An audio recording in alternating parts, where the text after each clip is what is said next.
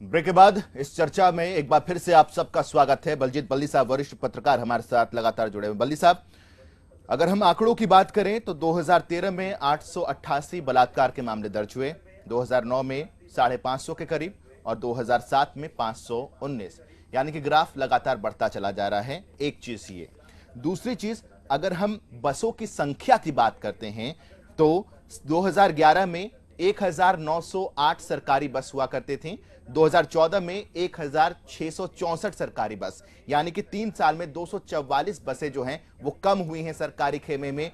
और दूसरी तरफ अगर हम बात करें बादल परिवार के ट्रांसपोर्ट की तो वहां पर बसों की संख्या जो है उसमें इजाफा हुआ है, यानी कि 2007 में महज 40 बसें हुआ करती थी और अब यानी कि 2015 की अगर हम बात करें 250 बस, यानी कि 7 साल में 210 बसों का इजाफा हुआ है। इसे किस तरीके से आप हमें समझाना चाहेंगे? पहला, बलात्कार का रेशियो लगातार बढ़ता चला जा रहा है, दूसरा ये जो सरकारी बसों की संख्या है वो कम हो रही है, निजी बसों की संख्या बढ़ती चली जा रही है। देखो, ये जो रेप की जो बलात्कार की जो इंसिडेंट्स है वो तो एक नेशनल फिनोमेना है, सिर्फ पंजाब का नहीं है। हमारे समाज की जो जो डीजनरेशन हो रही है, जो गिरावट आ रही है समाज में, उसका नतीजा और लॉलेसनेस ये बात मैं मानता जनरल हूं लॉलेसनेस साहब, ये बात मैं, चलिए इस बात से मैं इत्तेफाक रखता हूं कि ये समाज की प्रवृत्ति है, लेकिन किसी न किसी स्टेट को तो एक नजीर के तौर पर सामने आना होगा, एग्जाम्पल तो पुटअप करना होगा कि देखिए समाज की बेशक ये प्रवृत्ति हो, लेकिन हमारे राज्य में कानून इतना सख्त है कि यहाँ पर जो रेशियो है वो बलात्कार का वो घटता चला जा रहा है और हमारे प्रदेश में महिलाएं जो हैं वो सबसे ज्यादा सुरक्षित हैं। इसको हम समाज के ऊपर ठीकरा नहीं फोड़ सकते इस चीज का।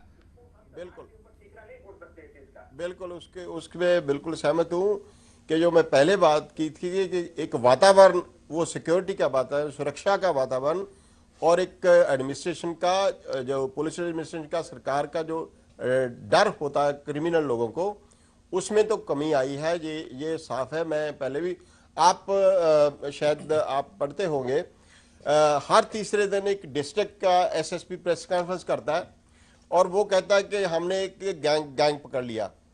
हर तीसरे दिन एक ना एक गैंग पकड़ा जाता है, वो कहते हैं कि हमने एक गैंग पकड़ लिया, ये ऐसे वारदातें करता था, इतने उसे हार मिले, इतना। तो जो गैंग्स का बढ़ना पंजाब में, ये बहुत नई बात है, पहले ऐसा पंजाब में होता नहीं था। तो वो एक वातावरण में इसकी बिल्कुल मैं समझता हूँ, इसमें जो सुरक्षा एजेंसीज है, पुलिस है या और सिक्योरिटी एजेंसी है पंजाब की, उसमें उसकी जो नाकामी है कि वो एक सुरक्षा का माहौल पैदा नहीं कर सकते, बिल्कुल नाकामी है उसकी। और वो जो रेप वाली बात, जो रेप की इंसिडेंट्स इंक्रीज हो रही है, उसमें पंजाब का जो स्थान है वो आगे आ रहा है। ये बहुत शर्मनाक है हमारे लिए और बहुत मतलब हमें भी महसूस होता है कि बहुत पहले भी हुए, गुरदासपुर में भी ऐसे ही बस में रेप हुआ था थोड़ी देर पहले। तो ऐसी इंसिडेंट्स हो रही हैं।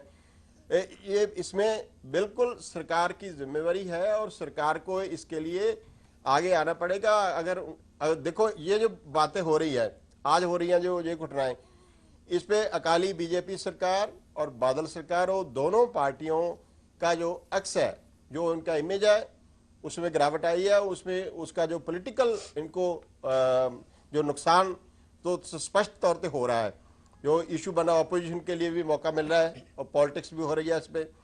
तो बिल्कुल मैं भी इस राय का हूँ कि ये माहौल जो है वो ऐसा बन रहा है कि जो लोगों को जो डर है जो वो कम हो रहा है। वो गैंग वाली जो बात है वो पंजाब में बहुत पहले बहुत लेटली हुई है, पहले नहीं होती थी।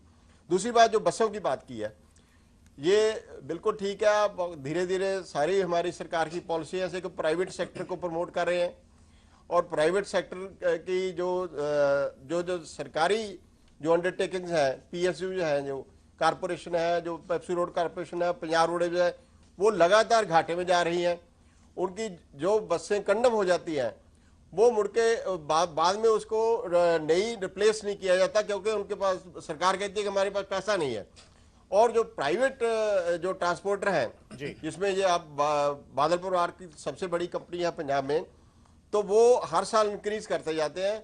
तो ये तो हमारे लिए, हमारी सरकार के लिए, हमारे सिस्टम के लिए एक बहुत बड़ा उसमें फ्लॉ है कि जो पब्लिक सेक्टर है वो कम हो रहा है, वो घाटे में जा रहा है, वो डैमेज हो रहा है, और प्राइवेट सेक्टर जो है उसमें जो बैलेंस होना चाहिए था, तवाजन होना चाहिए था, जो प्राइवेट सेक्टर को ये बोला जाता था कि कंपटीशन में लाएंगे कि दोनों compete करें और दोनों इसीलिए फायदा हो लोगों नतीजे का। जो निकल रहे हैं तो वो भी नहीं हो चर्चा रहा, का और विषय है। इनका- बली साहब लौटते हैं आपके पास, कुछ और बातें आपसे समझेंगे। मजीठिया साहब आप कुछ ऐड करना चाह रहे हैं?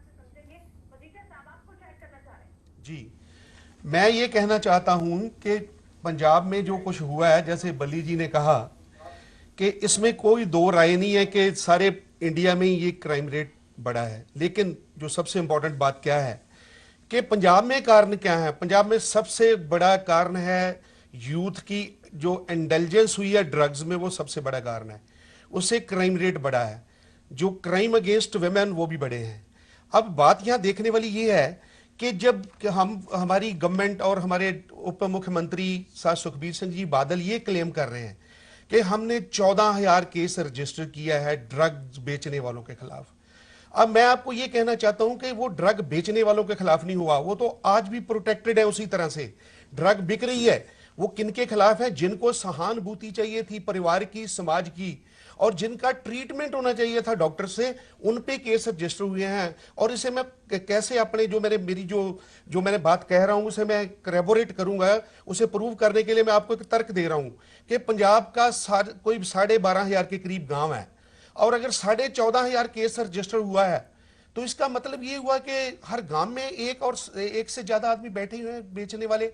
और अगर वो सारे के सारे पकड़ लिए गए हैं तो फिर आज ड्रग क्यों बिक रही है, क्यों क्राइम रेट बढ़ रहा है? सो सरकार का ये एक सबसे बड़ा मुद्दा ये भी है कि जब तक हम ड्रग्स को कंट्रोल नहीं करेंगे तब तक हम क्राइम रेट को भी कंट्रोल नहीं कर सकते। जब तक हम लोगों के मन में वो भावना पैदा नहीं करेंगे कि जो पहले इन्होंने कहा कि उनको एक कॉन्फिडेंस होना चाहिए, इत्मीनान होना चाहिए सरकार पे कि सरकार कोई गलत काम नहीं करेगी, ना गलत होने देगी, तब लोग खुद ब खुद उठेंगे। और जो पॉलिसी की बात हुई है कि इनको जो प्राइवेट बसेस हैं और जो गवर्नमेंट की जो पब्लिक सेक्टर अंडरटेकिंग्स हैं उनको लेवल प्लेइंग फील्ड नहीं प्रोवाइड किया गया। मैं आपको बताना चाहता हूं कि 50 पैसे का किलोमीटर जो है वो तो है जो डीलक्स बसेस हैं जो 1.5 करोड़ रुपए की आती है, और दूसरी तरफ कोई 2.5 रुपए किलोमीटर के हिसाब से, पर जस्ट 5 गुना है, वो एग्जैक्ट मुझे आज वो याद नहीं, 5 गुना जो है पर किलोमीटर रेट का अंतर है। होना तो ये चाहिए कि जो गरीब की बस है उसका कम होना चाहिए, लेकिन वो क्या कहते हैं कि यहाँ के तो दस्तूर ही निराले हैं, जो कम चाहिए उसे 5 गुना ज्यादा रखा गया है। ठीक है, लेवल प्लेइंग फील्ड ही नहीं है। ठीक है। लाली मजीठिया साहब, जिस बात का आपने जिक्र किया है उसमें कुछ और चीजें जोड़कर विनीत जोशी जी आपसे एक सवाल है कि आप ये कहते हैं कि प्रदेश में जो मौजूदा सरकार है बहुत अच्छा काम कर रही है, जो माहौल दिया है, तमाम खास मेहमान जो पैनल में हैं उन्होंने भी इस बात का जिक्र कर दिया कि माहौल क्या दिया है। रेशियो बलात्कार के हमने रख दिए सामने कि किस तरीके से इंक्रीज होता चला जा रहा है। महिलाओं में किस हद तक सुरक्षा है वो हमने जिक्र कर दिया कि किस हद तक महिलाएं सुरक्षित हैं। किसी ने आवाज तक नहीं उठाई, कैसा प्रशासन दिया है आपने, कैसा डर और भय का माहौल आपने दिया है कि पूर्व डीजीपी यहां पर वो भी कहते हैं कि मैं भी खौफजदा हूं, मैं भी कुछ नहीं कहना चाहूंगा। किस मुंह से आप अपने सरकार की बड़ाई कर रहे हैं? ऐसा है कि भी लाली जी, बल्ली जी और शशिकांत जी ये समाज के अच्छे रिस्पेक्टेड लोग हैं और इनको अपनी बात कहने का हक है।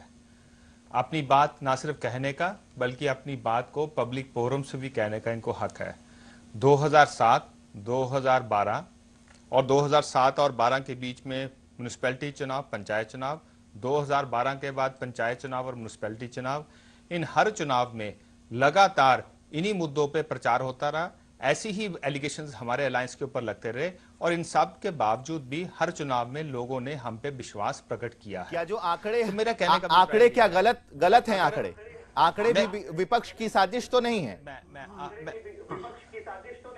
मैं आंकड़ों पे भी आता हूं। आपकी बात ठीक है, आंकड़े मुंह खोलकर बोलते हैं, लेकिन जैसे बल्ली जी ने कहा, जैसे लाली जी ने कहा कि ये सब पूरे देश में ऐसा फिनोमेना है, ये कोई अकेला पंजाब की बात नहीं है। और मैं इस मंच से ये कहना चाहूंगा कि विपक्ष और समाज के जो गणमान्य व्यक्ति हैं, चाहे बल्ली जी हैं, चाहे शशिकांत जी हैं, ये इन मुद्दों को उठाते रहे। इनका ये एक जिम्मेवारी है। तभी इनके मुख्यमंत्री उठाने साहब भी से कहते हैं सरकार कि के इस बस ऊपर में हो गया तो और बस में भी हो जाता है। It's a very casual thing, casually इस बात को लिया जा रहा है कि पूरे देश में होता है, पंजाब में हो गया तो कौन सी नई चीज हो गई। ऐसा है कि आपकी बात ठीक है, मुख्यमंत्री जी का जो बात आपको कैजुअल लग रही है, लेकिन शायद उन्होंने जो पूरा बात बोली होगी उस बात में एक वो लाइन होगी। मतलब कई बार क्या होता है कि हम बात को बीच में से पकड़ लेते हैं। मुख्यमंत्री साहब इस प्रदेश के मुख्यमंत्री हैं, वो कंपनी जो है वो इस कंपनी के उनके परिवार के ओन्ड है, और इसके बावजूद भी सब पर्चे कटे हैं। आपका कहना भी ठीक होगा कि उसमें मीडिया का प्रेशर बना, विपक्ष का प्रेशर बना, पर पर्चा कटा है और स्ट्रिक्टेस्ट जो एक्शन एज पर लॉ वो ले सकते थे उन्होंने ले लिया है।